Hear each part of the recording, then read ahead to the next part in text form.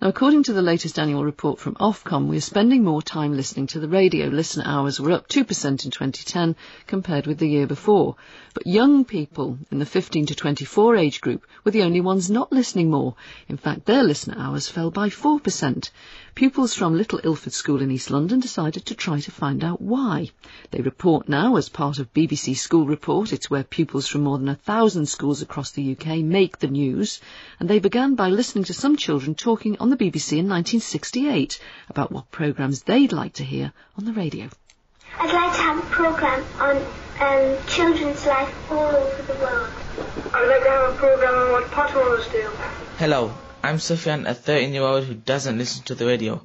My friends Colin and Musab don't either, and we got together at Little Ilford School to find out why we and other teenagers aren't tuning in. I use a radio, I use my phone, I use a PS3, DS, and I use a TV, laptop a lot as well. I don't actually have a radio at home. What about in the car? My sister just puts music on. The radio is not really child orientated, so I think if BBC could make a children's radio station, that would be quite good. I know they can add different things like helping children learn and stuff like that. Sometimes on the radio there's just people talking, and sometimes they just talk to each other and they talk about stuff that we don't know about, so that's a bit boring after a while. So, are the big broadcasters doing anything to get us interested? Paul Smith is the head of editorial standards for audio and music at BBC. Last year, he talked to Radio 4 about cutting children's radio. We have tried over a long period of time. We've had Radio 5 in its first iteration. We've had programmes on Radio 4. We've had programmes on Radio 7. We've tried different formats. We've tried cross-promotion. We've tried all sorts of things. And the audience just hasn't come to it. I think it's not that the programmes themselves are necessarily bad or unsuitable. I think it's that the way that the audience, in this case children, are using media is changing, and I think that it's becoming much more difficult to get them to switch on a radio and come and listen to it. So, the BBC has cut its youth programming. Let's see what else is on the radio. North and south points of reference. I think it's about the weather, which is kind of boring. Very super hazardous music. I think it's fast and electric. I like it. Kindness, honesty and fairness.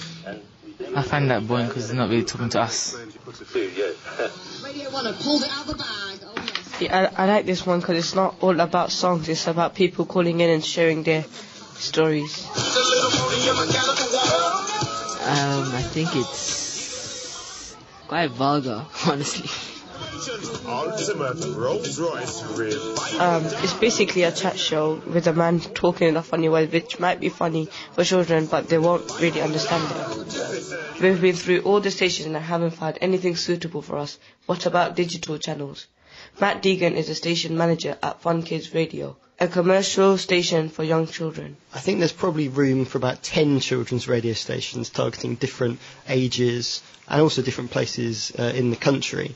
I think what's interesting is the effect of YouTube on people's listening, especially younger listeners. So YouTube will deliver you whatever you want, and then afterwards it will suggest you something else to watch connected to the subject. It's no great surprise that younger audiences sort of strive to get something which they can control a bit more, and in radio is very linear traditionally.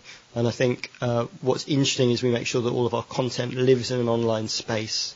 So if you really like that little drama that we make, or that little feature, or those interviews, you can listen to another one before maybe nipping back into the main music stream.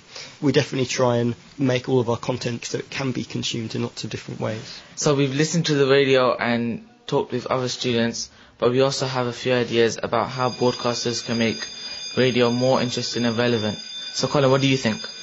Personally, I think that they should use radio presenters that are more relevant to the kids' point of view, reach out to them more. They should have more chat shows for children to phone up and get involved, because just sitting there and listening to the radio, it's not that fun, it's a bit boring.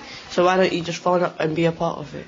They should set up more chat shows for kids can call in and say they have an agony aunt. They can tell her their problems or him, and they can try and get solutions and things to solve it. They should integrate audio into social network sites, because teenagers are used to controlling what we want to hear I think they should make it more convenient, because like they should try and connect it to consoles or things that kids use that are connected to the internet, so that then like kids can listen to it without feeling that they're out of place or anything like that.